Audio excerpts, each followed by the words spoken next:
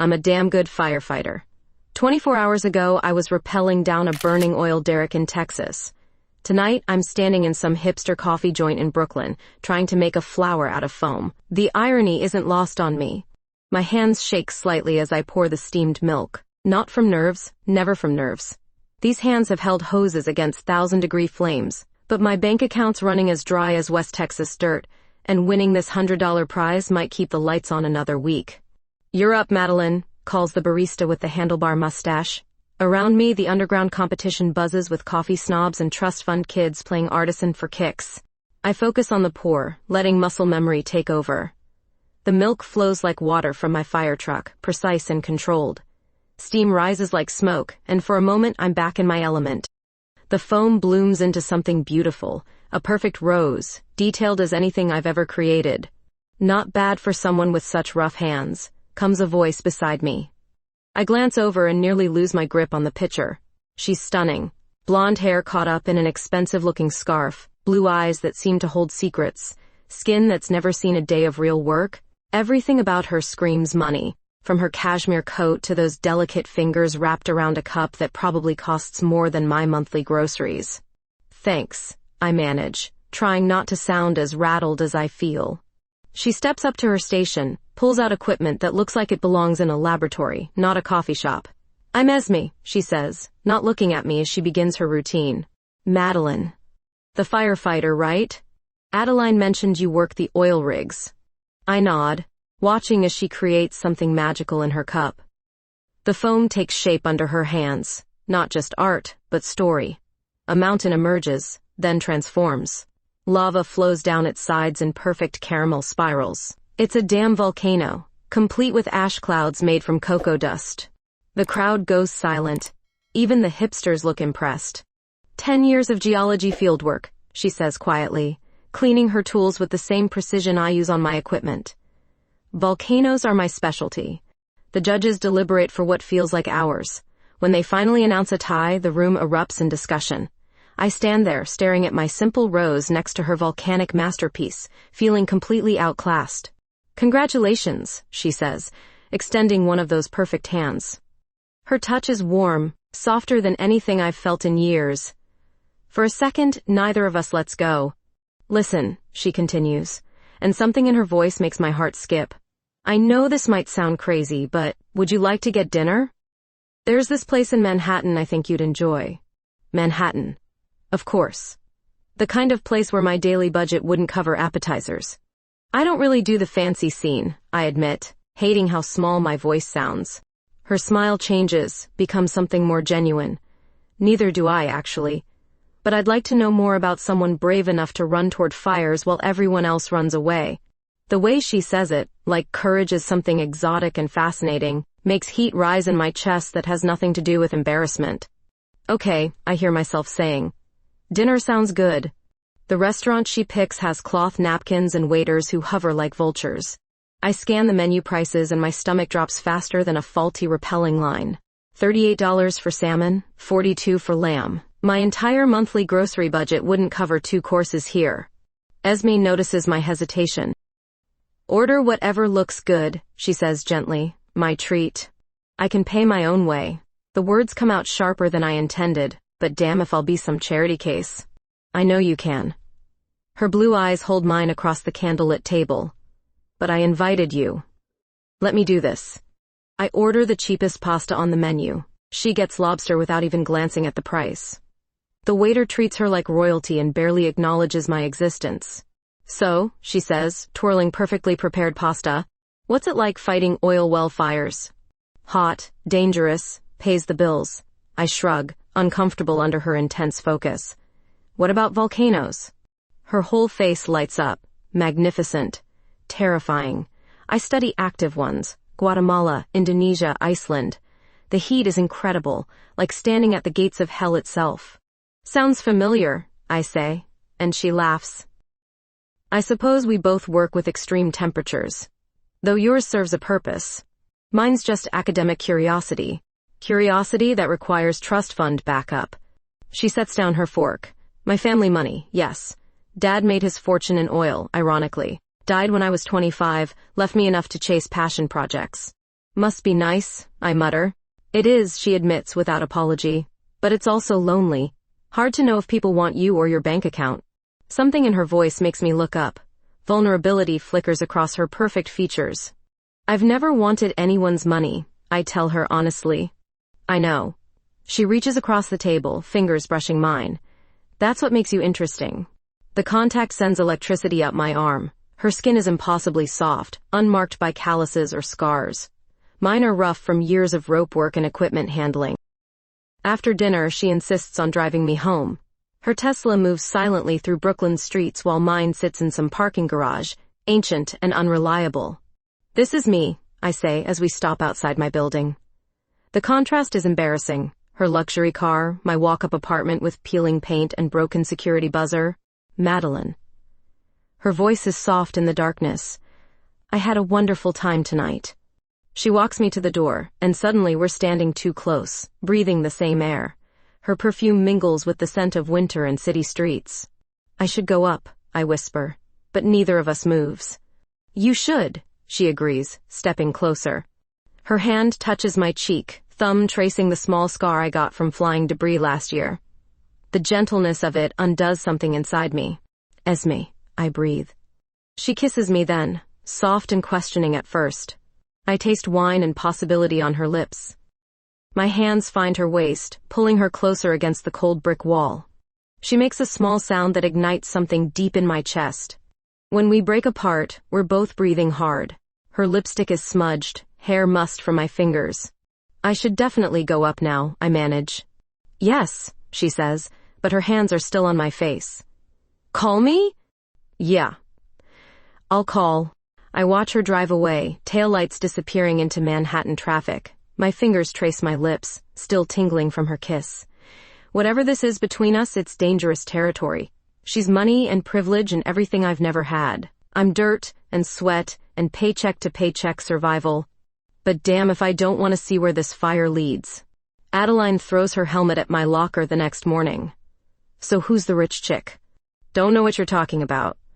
I focus on checking my gear, avoiding her knowing stare. Right, because oil rig firefighters always come to work glowing like they got struck by lightning. The crew snickers behind me. Nothing stays private when you live in each other's pockets for weeks at a time.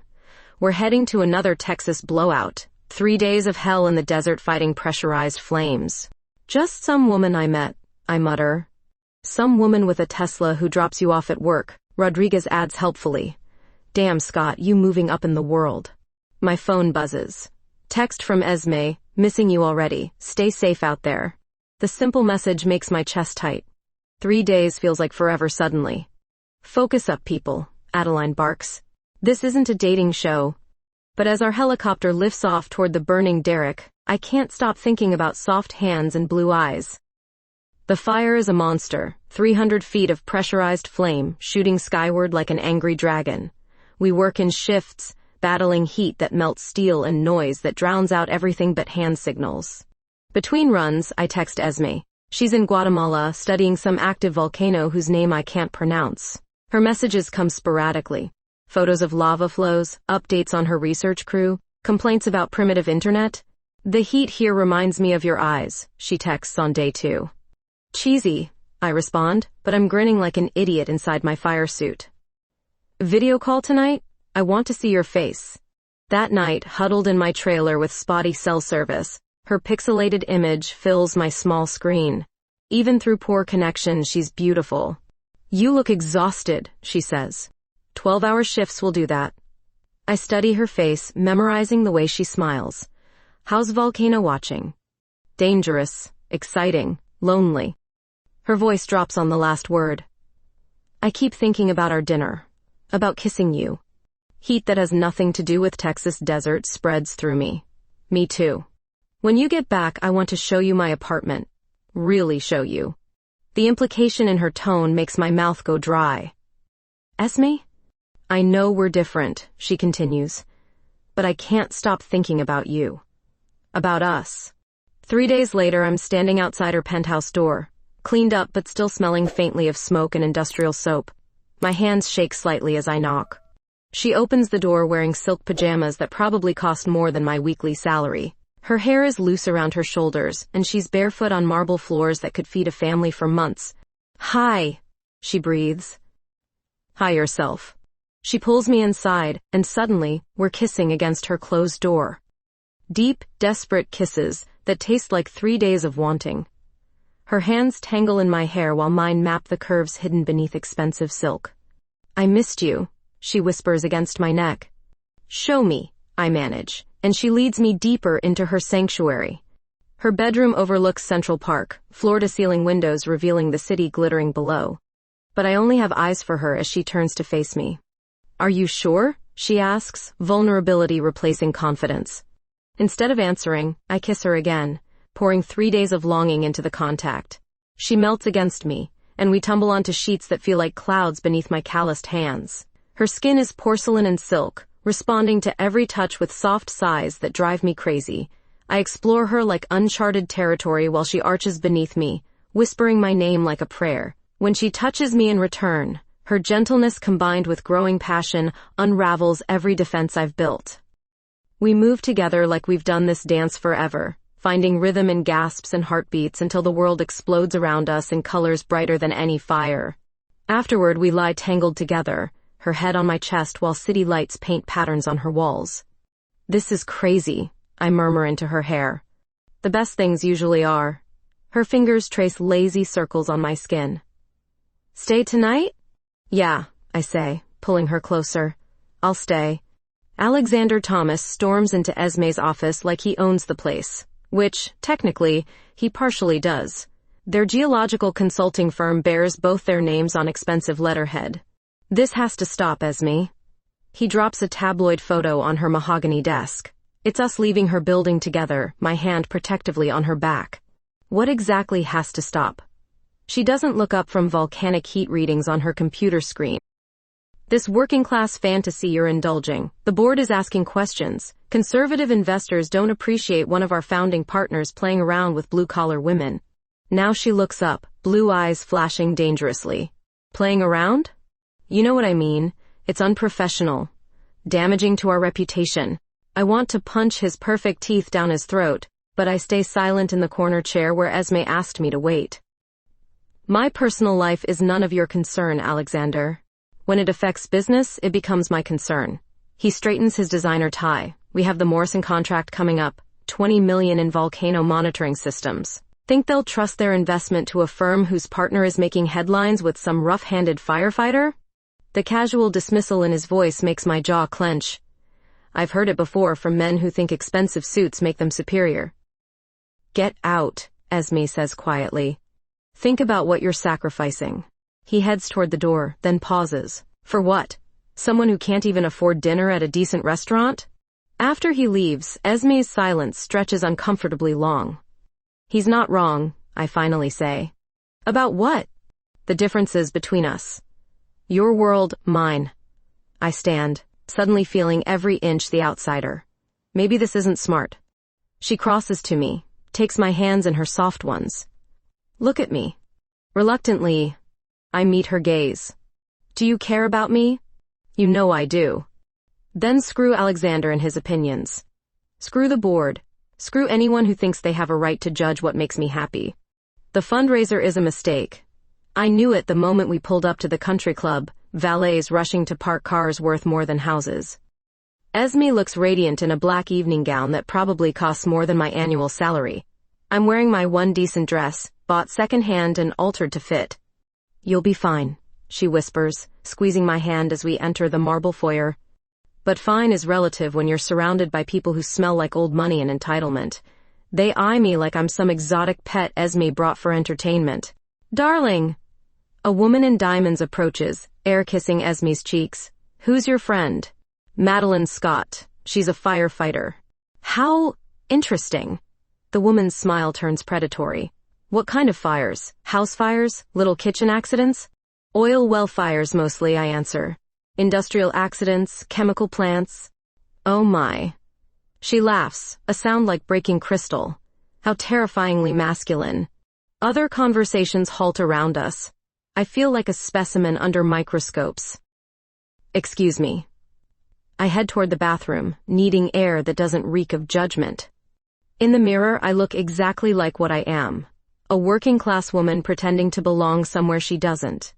My hands are too rough, my shoulders too broad from years of hauling equipment. I don't know the right wines or the proper way to hold conversation about yacht clubs and summer houses. Esme finds me there, concern creasing her perfect features. They hate me, I say simply. They don't know you. They don't want to. I turn to face her. This is your world, Esme. These are your people. No, her voice hardens. These are Alexander's people. My world is volcanoes and research and midnight conversations with someone brave enough to walk into fires. Someone too poor to afford the entry fee to your real life. Is that what you think? She steps closer, backing me against the marble counter. That money defines my real life? Doesn't it? The question hangs between us like smoke. Instead of answering, she kisses me. Hard, possessive, claiming. Her hands tangle in my hair while mine grip her waist, pulling her against me. She tastes like champagne and defiance. There, she breathes against my lips. That's my real life. You are my real life. Someone clears their throat behind us. We break apart to find Alexander standing in the doorway. His expression thunderous. Public displays of affection at charity events, Esme? Really? Get used to it, she says, straightening her dress but keeping one hand firmly in mine. The board won't tolerate this much longer. Then maybe I need to find a new board. His face goes pale. You can't be serious. Everything we've built together, thrown away for some temporary infatuation with someone so completely beneath your station. The words hit like physical blows. But before I can react, Esme steps forward. Don't you ever speak about her that way again. Her voice could freeze lava. Madeline has more courage and integrity in her little finger than you have in your entire privileged body. We leave him standing there, walking back into the fundraiser hand in hand. Let them stare, let them whisper. I'm with the most amazing woman I've ever met, and she just chose me over their approval. For now, that's enough. The blank envelope sits on my kitchen table like a coiled snake. No return address, no postmark, just my name written in block letters across cream-colored paper. Inside, nothing but empty space. Weird, I mutter, tossing it in the trash. Probably some marketing gimmick gone wrong. 2 days later, I'm suited up on the Oklahoma rig when Rodriguez screams over the radio. Equipment failure on Sector 7. Foam systems down. I spin toward the massive blowout, watching helplessly as our primary suppression line fails. Without foam, we can't create the chemical barrier needed to approach the flames. 3 hours of work undone in seconds. How the hell does a brand new system just die? Adeline demands, examining the scorched machinery. The manufacturer's inspector finds cut cables hidden behind protective housing. Deliberate sabotage, clean and professional. Someone wanted our equipment to fail during the most dangerous part of the operation. Inside job, the inspector concludes. Had to be someone with detailed knowledge of our setup. But our crew's tight as family. Nobody would risk lives over personal grudges. The blank letter suddenly feels less random. My phone buzzes with a text from Esme. Having equipment problems too. Can we talk tonight? Her face on video chat looks strained, exhaustion lining her usually perfect features. Behind her, I glimpse the interior of a research tent, volcanic monitoring screens casting eerie glow. Someone sabotaged our seismic equipment, she says without preamble. $12,000 of sensors, fried by a power surge that shouldn't have been possible. When? Yesterday morning, right before the volcano showed increased activity. Without proper monitoring, we had to evacuate the entire research station. My stomach drops. I got equipment sabotage too. And something else. I tell her about the blank letter. Her face goes pale. I got one 3 days ago. Threw it away thinking it was nothing. This isn't coincidence. No. She rubs her temples. Someone's targeting both of us. But who would have access to industrial firefighting equipment and geological research gear? Someone with connections. Money, resources. We both know who that describes, but neither wants to voice the suspicion. Alexander's been furious since the fundraiser, she admits quietly. But sabotage? That's criminal. Desperate people do criminal things. I'm flying back tomorrow, she decides. This stops now. The second blank envelope arrives the morning after her return. This time I don't throw it away. Instead, I call her immediately. I got another one too, she says, voice tight with fear. Madeline, I'm scared. Not for me, but for you. What do you mean? Alexander knows I care about you. If he wants to hurt me. She doesn't finish the sentence. I can take care of myself. Against someone willing to sabotage industrial equipment? Someone with enough money to hire professionals? You think he hired people? I think Alexander Thomas is very smart, very connected, and very desperate. The Morrison contract means everything to our firm. Without it, we're bankrupt within 6 months. So what do? We get proof. Real evidence of what he's doing. How? I know his methods, his contacts. Give me 24 hours. That night, neither of us sleeps well. She stays at my apartment, claiming her penthouse feels too exposed, too vulnerable. But really, we just need to be close, to feel each other breathing in the darkness. I'm sorry, she whispers against my shoulder around 3 a.m. For what? For bringing this into your life. The money, the complications, the danger. I turn to face her, moonlight through my cheap curtains casting shadows across her worried features. You didn't bring complications, I tell her. You brought light, color. Something worth fighting for. Even if it costs you your career? My career means nothing without you in it. She kisses me then, soft and desperate, like she's trying to memorize the taste of my lips. I hold her closer, feeling the rapid beat of her heart against my chest. We'll figure this out, I promise. Together? Together. But even as I say it, I wonder how two people can fight an enemy with unlimited resources and no moral boundaries. The blank letters feel like warnings now, promises of worse things coming. Outside my window, New York never sleeps. Somewhere in this concrete maze, Alexander Thomas is planning our destruction. The thought makes me hold Esme tighter, like my arms alone can protect her from whatever storm is heading our way. Tomorrow we start fighting back. Tonight we just hold each other and pretend the world can't touch us here. Adeline drops the financial records on my kitchen table like they're radioactive. Her face is grim, weathered hands shaking slightly from whatever she discovered. Your girlfriend was right, she says. Alexander Thomas is drowning. I scan the documents. Bank statements, loan applications, business partnerships gone sour. The numbers paint a desperate picture. Geological consulting isn't what it used to be, Adeline continues. Climate research funding dried up, private contracts scarce. Thomas and Ramirez Geological owes $3.7 million in outstanding debts. How'd you get these? Asked my ex-husband. He works fraud investigation for the FBI. She lights a cigarette, hands still trembling. There's more. Thomas took out personal loans against company assets. If they don't land that Morrison contract, they're finished. And Esme owns 49% of the company through her trust fund. If she marries Thomas, her shares automatically transfer to joint ownership under some archaic trust provision her daddy set up. My blood runs cold. He needs her married to him. Needs it bad enough to destroy anyone standing in his way. Esme arrives 20 minutes later, her face pale after reading Adeline's findings. She collapses into my secondhand chair like her legs gave out. I never knew, she whispers. About the marriage clause, the debt, any of it. Your old man didn't trust you to manage money? Adeline asks bluntly. He trusted me. But he thought I needed protection from fortune hunters. Bitter laughter escapes her lips. Turns out the fortune hunter was already inside the company. So what now? I ask. Now we confront him, Esme says, steel entering her voice, together. Alexander doesn't look surprised when we enter his office the next morning. If anything, he seems relieved, like he's been expecting this confrontation for weeks. Ladies, he greets us, not rising from behind his massive desk. I assume you're here about our recent operational difficulties.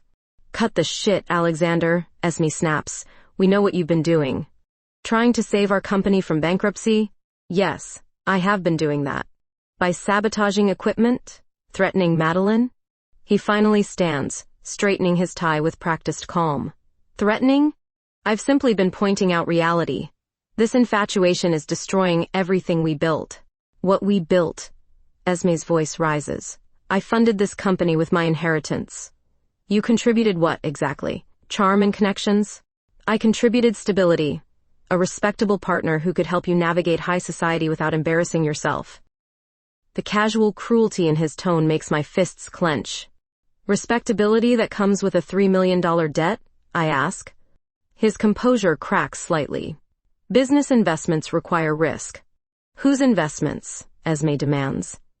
Because I never authorized borrowing against company assets. You were in Guatemala. Someone had to make executive decisions. Someone had to embezzle funds, you mean? Now he looks dangerous, corporate politeness replaced by something uglier. Be very careful with accusations, Esme. Defamation lawsuits can be expensive. Not as expensive as wire fraud charges. Adeline interjects from the doorway. FBI takes a dim view of financial manipulation. Alexander's eyes flick between us, calculating odds. What do you want? Simple, Esme says. Full disclosure of all company debts, immediate cessation of harassment toward Madeline, and a formal apology. Or I withdraw my shares, dissolve the partnership, and let your creditors fight over the remains. You can't do that. The trust provisions only apply if I marry. Since I have no intention of marrying you, my shares remain under my control. His mask finally slips completely. You're destroying everything for some working-class fantasy that won't last 6 months. Try me, she says coldly. He leans forward, bracing his hands on the desk. You think she loves you? She loves your money, your connections, your ability to elevate her pathetic existence. Take away the trust fund and see how long she sticks around. The words hit like physical blows, voicing every insecurity I've carried about our relationship. But before I can respond, Esme moves. She crosses to his desk in 3 quick steps, leans across the polished surface, and speaks in a voice that could cut glass. Madeline Scott has more integrity in her calloused hands than you have in your entire trust fund body. She's saved lives while you've been manipulating people for profit. And if you ever threaten her again, I'll make sure everyone in your precious social circle knows exactly what kind of man you really are. Esme, we're done, Alexander. Consider this your formal notice. I'm dissolving my partnership in Thomas and Ramirez Geological, effective immediately. The Morrison contract will have to be someone else's salvation. She turns toward the door, then pauses. Oh, and Alexander? Those blank letters were a nice touch, very dramatic. But next time you want to intimidate someone, pick a target who doesn't walk into fires for a living. We leave him sitting behind his expensive desk, watching his empire crumble with each step we take toward the door. Alexander's revenge comes swift and vicious. The notice arrives 3 days after our confrontation. Formal complaint filed with the Industrial Safety Commission, alleging multiple violations during our Oklahoma operation. Equipment tampering, failure to follow safety protocols, reckless endangerment of crew members. I read aloud to Adeline. My hands shake holding the official letterhead. Suspension pending full investigation. Bullshit charges, she spits. But they'll stick long enough to destroy your reputation. How long? 6 months minimum. Maybe longer if he's got the right people in his pocket. 6 months without work means losing everything. Apartment, truck, what little savings I've managed. Worse, it means my crew faces the same scrutiny. Rodriguez has 3 kids. Martinez is supporting his elderly parents. One man's vendetta could destroy 5 families. We fight it, Esme declares when I call her. I'll hire the best lawyers money can buy. With what money? You just dissolved your company. I still have my trust fund. For how long? You're burning through capital to save my career while Alexander spreads rumors about your judgment. How many investors want to back someone who chose love over profit? The silence stretches uncomfortably long. It doesn't matter, she finally says. It does matter. You're sacrificing everything you built. What I built was corrupt. Alexander made sure of that. So now we're both unemployed and under investigation. Then we'll figure something else out. But figuring out requires time we don't have. By week's end, Alexander's influence reaches beyond safety commissions. My emergency medical certification gets flagged for review.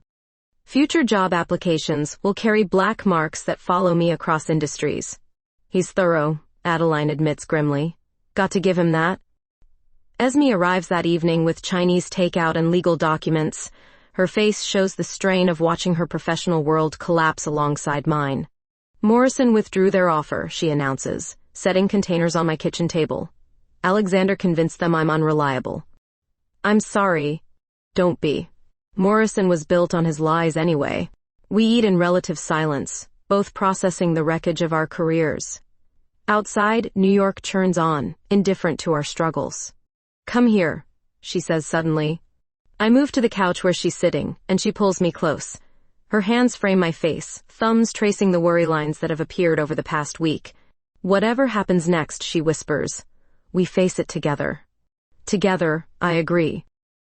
She kisses me then, soft and reassuring at first, then deeper as weeks of stress and fear transform into desperate need. I respond hungrily, my hands tangling in her silk blouse as she presses closer. "I need you," she breathes against my neck. "Here? Right here." We make love on my second-hand couch with takeout containers cooling nearby and legal troubles waiting outside. Her touch erases every doubt Alexander planted about our motives, every whispered suggestion that money matters more than connection. She moves against me with complete surrender, whispering my name like salvation while I lose myself in her warmth.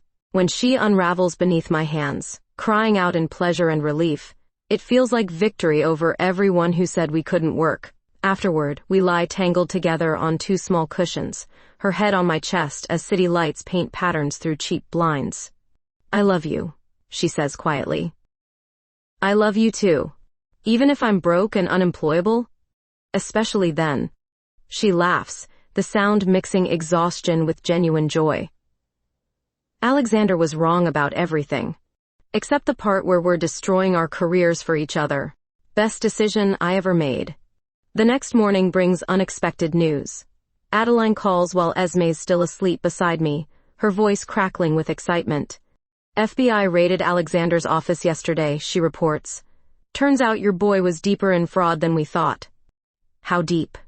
"Embezzled from 5 different companies, falsified safety reports, bribed 2 commission officials. They're calling it the biggest geological consulting fraud in a decade."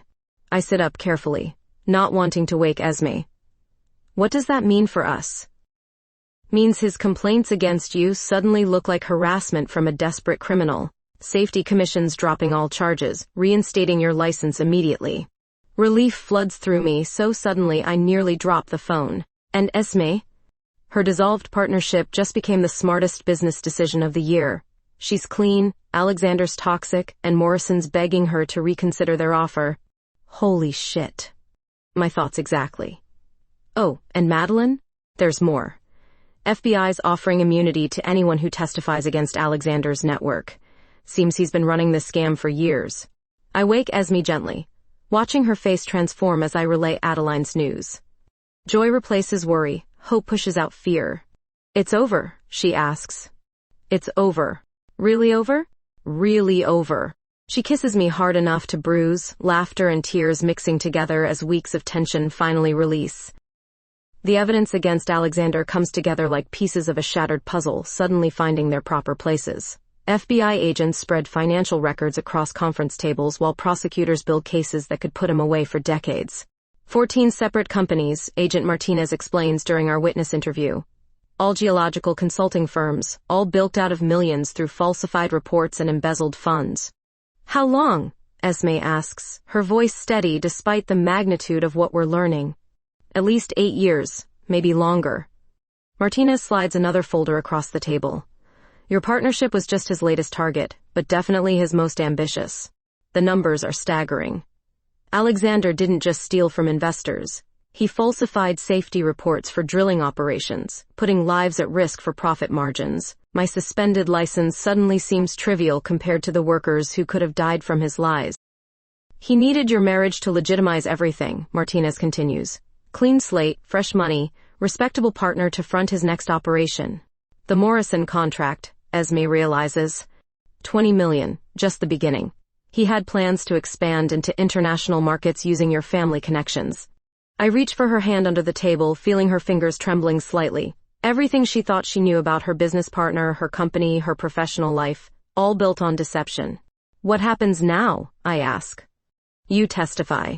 Help us connect dots.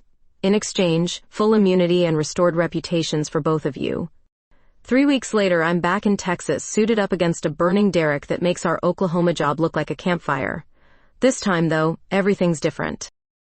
My crew works with renewed confidence, equipment functions properly, and Morrison's geological consultants, led by Esme's new independent firm, provide accurate data that saves lives. Sector 4 showing pressure drop, Rodriguez reports through the radio. Copy that, I respond, adjusting foam patterns according to Esme's thermal readings. Moving to containment position. Having her here, working alongside us instead of fighting against corporate sabotage, feels like the missing piece finally clicking into place. Her scientific expertise guides our tactical decisions, while our field experience informs her research methods. Beautiful work, Adeline calls as the flames finally surrender to our combined assault. Haven't seen teamwork like that since I was a rookie. The fire dies just as sunset paints the Texas sky in shades of orange and gold. We stand there, equipment cooling around us, watching smoke dissipate into clear air. Victory tastes like dust and satisfaction. Not bad for a trust fund scientist, Rodriguez teases Esme, who's covered in soot despite staying safely behind protective barriers. Not bad for blue-collar heroes, she shoots back, grinning. That night, in our shared hotel room, we finally have time to process how dramatically everything has changed. Alexander sits in federal custody awaiting trial. Our careers are not just restored but enhanced by the publicity surrounding his prosecution. Morrison extended their contract and recommended us to 3 other companies. I can't believe it's over, she says, curled against my side on the narrow bed. Believe it. No more blank letters. No more sabotage. No more looking over our shoulders. Just you, me, and whatever fires need fighting. She lifts her head to look at me, moonlight through cheap hotel curtains highlighting the smile that still makes my heart skip beats. I have something to tell you, she says, voice soft with nervous excitement. What? Morrison offered me permanent consulting position. Full-time partnership tracking geological risks for oil operations across 6 states. That's amazing. Based out of Houston. 6-figure salary, research budget, my own team. My smile falters slightly.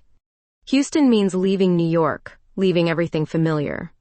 Long-distance relationships rarely survive the pressures we've already faced. Hey, she says, catching my expression. There's more. More what? They want to hire an industrial firefighting consultant, someone to work directly with geological teams, coordinating safety protocols and emergency response. They want to hire me? They specifically requested you. Apparently, watching us work together impressed some important people. Houston, I repeat, testing the word. Houston, together, building something new. I pull her closer, kissing the top of her head. When do we start? Is that a yes? It's a hell yes. She kisses me then, deep and celebrating, and I taste our future on her lips. Adventures and challenges and victories we'll face side by side. Whatever comes next, we're ready for it. Together. 6 months later, Houston heat shimmers off concrete as I adjust my gear for what might be my last fire. Not because I'm quitting, because after today, everything changes. The offshore platform burns like a miniature sun against the Gulf horizon. 20 miles out, surrounded by water that can't touch flames fueled by pressurized gas, it's the kind of challenge that used to terrify me. Now it feels like coming home. Thermal readings steady, Esme reports from the command helicopter, her voice crackling through my headset. Wind patterns favorable for approach. Copy that, beautiful, I respond, earning chuckles from my crew. Focus, Scott, Rodriguez laughs. Save the sweet talk for after we don't die. But death feels impossible today. Everything's aligned perfectly. Equipment, weather, teamwork, and most importantly, the woman coordinating our aerial assault from above. Her geological expertise guides every tactical decision, while my ground experience shapes her recommendations. We've become something greater than our separate parts. Initiating foam deployment, I call, watching chemical suppressants create pathways through the inferno. 3 hours later, the platform stands silent except for cooling metal and ocean wind. Another victory, another crisis averted, another day when dangerous work becomes beautiful through collaboration. Outstanding performance, the Morrison supervisor tells us during debriefing. Best safety record in company history since you two started working together. Just doing our jobs, I reply. But inside, I'm glowing. That evening, back in our Houston apartment overlooking downtown lights, Esme seems unusually nervous. She keeps straightening already straight books, adjusting perfectly positioned furniture, checking her phone obsessively. You okay? I ask, emerging from the shower with damp hair and comfortable clothes. Fine. Great. Perfect. She's wearing that silk blouse I love, the blue one that matches her eyes. Actually, I was thinking we should go somewhere. Where? Coffee shop. Specifically, that place in Brooklyn where we first met. I stare at her. That's 1,400 miles away. I booked us flights. We leave in 2 hours. Esme. Please? It's important. 4 hours later, we're standing outside the familiar hipster coffee joint where everything started. It looks exactly the same. Exposed brick, pretentious artwork, handlebar mustached baristas taking themselves too seriously. They're having another latte art competition, Esme says, checking her phone. Tonight only. You want to compete again? Something like that. Inside, the same crowd of trust fund kids and coffee snobs fills mismatched chairs. The same judge with the same condescending attitude explains the same rules. But when they call our names, something feels different. I step up to my station, muscle memory guiding familiar motions. Steam rises like smoke from the machine. Milk flows like water from my fire truck. The foam blooms into something beautiful. Not just a rose this time, but an entire garden of intricate flowers. Then I look over at Esme's station. She's not making volcanic art. Instead, her hands shape something else entirely. Words written in perfect foam script across dark coffee surface. 2 simple words that make my heart stop completely. Marry me. The coffee shop goes silent. Every pretentious conversation halts as people realize they're witnessing something extraordinary. I stare at the cup, at her nervous face, at the perfect script slowly dissolving into cream swirls. Esme. I know it's crazy, she rushes to explain. I know we said we'd take things slow, but life's too short for slow when you've found the right person. She pulls a small velvet box from her pocket, opens it to reveal a ring that catches overhead light like trapped fire. You're brave enough to walk into flames while everyone else runs away. You're strong enough to fight fires that could kill you. You're stubborn enough to love me despite every reason why we shouldn't work. Tears blur my vision as she continues. You make me better, braver, more myself than I've ever been. And I want to spend whatever time we have left fighting fires and chasing volcanoes and building something beautiful together. The crowd holds its breath. Even the hipsters look invested in our drama. So what do you say, firefighter? Want to marry a crazy volcano scientist? I don't answer with words. Instead, I cross to her station, cup her face in my calloused hands, and kiss her hard enough to bruise. She melts against me, and the coffee shop erupts in cheers and applause. Yes. I whisper against her lips. Hell yes. She slides the ring onto my finger, perfect fit like everything else about us. It feels warm, substantial, real. 6 months later, we're married in the same Houston firehouse where my crew is stationed. Adeline officiates, having gotten ordained online specifically for this occasion. Rodriguez supplies mariachi music, Martinez handles photography, and even some of Esme's geological colleagues make the trip from various research stations. You may kiss your wife, Adeline announces with uncharacteristic emotion. We kiss as married women for the first time, tasting our future on each other's lips. Around us, firefighters and scientists celebrate together. 2 worlds finally merged into one. That night, we honeymoon in Iceland, where fire meets ice in the most spectacular ways. Esme studies geothermal activity while I consult on volcanic emergency protocols. We work side by side in a landscape that mirrors our love. Beautiful, dangerous, and absolutely worth every risk. Standing on black volcanic rock, watching Aurora Borealis paint the sky in impossible colors, I realize this is what happiness looks like. Not the absence of danger or challenge, but facing both with someone who makes you stronger. No regrets? She asks. Steam from nearby hot springs creating halos around her face. Only one, I admit. What's that? Should have married you sooner. She laughs, the sound echoing across ancient lava fields, and pulls me close for another kiss. Tomorrow we'll face new fires, new challenges, new adventures. Tonight, we're just 2 women who found each other in the most unlikely circumstances and decided to build something extraordinary. Together,